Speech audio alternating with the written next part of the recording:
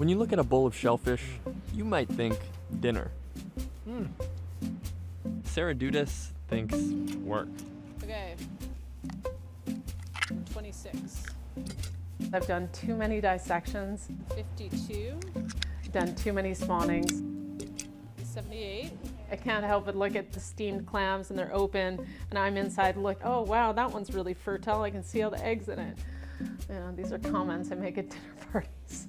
She's a shellfish biologist, and lately she's pointing out something else in those shellfish. They're all sorts of different colors. They're very small, all sorts of different shapes and sizes. Out of relatively new materials we familiarly call Plastic, plastics. microplastics. Last summer, she and her students collected thousands of clams and oysters across coastal British Columbia. The task of starting to process those samples began. They used chemicals to break the shellfish down, filtered out all the biodegradable stuff, and looked at what was left behind. We're finding most shellfish have plastic in them. So when you eat clams and oysters, You're eating plastic as well.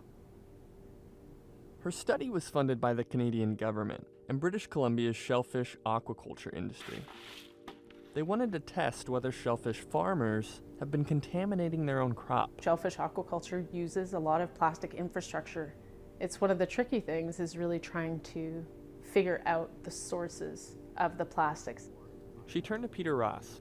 He's been studying ocean pollution for the past few decades. I try to let the ocean inform us and guide our research priorities. We've long known that debris and litter can be a problem for sea life. A few years ago, Ross began studying the world of plastics that don't show up in photographs, sampling water off the Pacific Northwest coast. And we were floored. We documented widespread microplastics from 200 particles per cubic meter of seawater all the way up to 9,200 particles per cubic meter of seawater. Large numbers. We see little fragments. We see microbeads Microbeads. from toothpaste and facial scrubs. We see nurdles. They're just resin pellets that can be melted and formed into whatever. We see polystyrene beads. Like I went to the dollar store at Christmas and they were selling styrofoam beads as fake snow. Why? But 80% of the particles of microplastics that we're running into consist of fibers. We see loads and loads of fibers. They're being readily ingested and consumed at the bottom of the food chain. So we're finding them basically in every species we look at. We need to know where those fibers are coming from. So lately, Ross's science lab is looking more like a crime lab. Okay, so we found this little particle. He's using forensic technology to trace these fibers back to their source. We're just going to pinch that down there and confirm what they are and where they might be coming from. It can calculate a particle's chemical makeup and cross-reference it with a global database of materials. So if we look at, say, the second and third ones, which are commercial products, It's a good match. 1, 2, 3 beautiful peaks. Good match. Nylon fiber, yeah. So this is kind of nice because Yeah. they're all nylon, and you've got the data. They've also identified plastics like olefin and polyester, pointing to the fact that many of the fibers ending up in the ocean are starting their journey much closer to home, probably in your home. It would suggest that fibers are coming in part from our own clothing.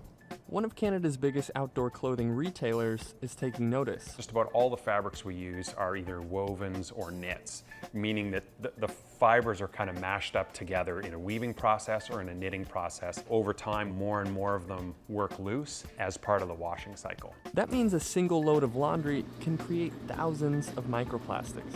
And filters on washing machines and wastewater treatment plants aren't built to catch fibers that small. Those are getting flushed out into the water system. Crook says better filters could be one solution, but better clothing is another. Working with suppliers to find new materials and then testing them against the old ones to understand how they fail, where they fail. We don't know exactly which materials are degrading at which rates and what's out there in the water systems right now. That's part of what we're looking to the science for. The more we know about how this problem's manifesting in the water, the more we can go back and tinker and try to improve the materials. He hopes the data will start a conversation within the global apparel industry and beyond. Yeah, it's a society issue. It was indeed lucky for us that the men of plastics had labored so long and well. Ready to bring new beauty and comfort to your home and add charm to your peacetime living. When we look around our home and our work environment and our cities, we see plastic everywhere. My concern is that we've got this latent reservoir of products that is basically a future supply of broken down microplastics. And those microplastics are in turn ingested up into the food chain.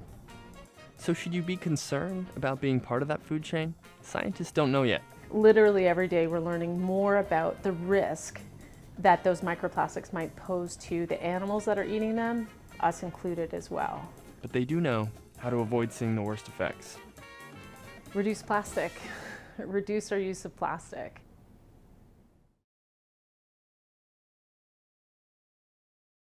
This KCTS9 Digital Studios original, made possible with your support. Thank you.